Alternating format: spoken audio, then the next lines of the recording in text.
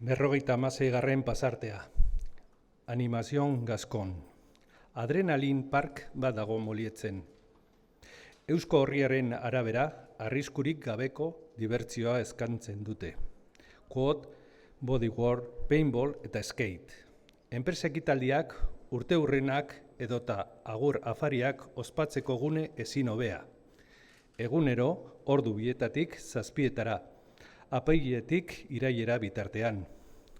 Gutxieneko adina, 14 urte. Zabalik balego, MK primeran pasatuko luke hemen. Ume samarra da eta. Helduentzat gaitzesgarria izaten den apresazio hori, ume samarra izatea, nasai onartuko luke berak. Jakin egin behar da ume izaten, heldua izan arren, esango luke. Zergatik ez. Ia egunero ikusten ditut alga bitxaileak. Osegor aldetik ertortzen da talde bat oinez, aldamenean traktorea. Esperimentazio zentro bat dago, ez dakit non, bizitak antolatzen dituena.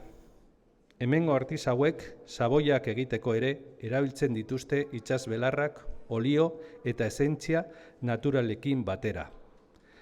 Baten batzuk lortu behar nituzke itzutzen naizenean lagunen artean banatzeko. Mediateketara egineko sartu irten batean ikusi dut afixa bat. Kostalde Atlantikoko fauna eta landaretzeari buruzkoa. Pausokan erakusten du nora eraldutu diren aturriren ingurumariak bazo eta dunazko paisaia hau eratu arte. Ondotik etorri dira bizibide nagusiak, zurgintza, antzarakien merkataritza eta turismoa, surf kontuak barne.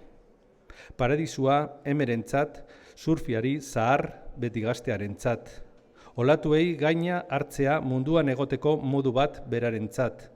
Ez da denbora luzea horretan hasi zenik, 40ak ondo aurreratua. Bizitzak botatako enbidioei erantzuteko era sanagoa beste batzuk baino.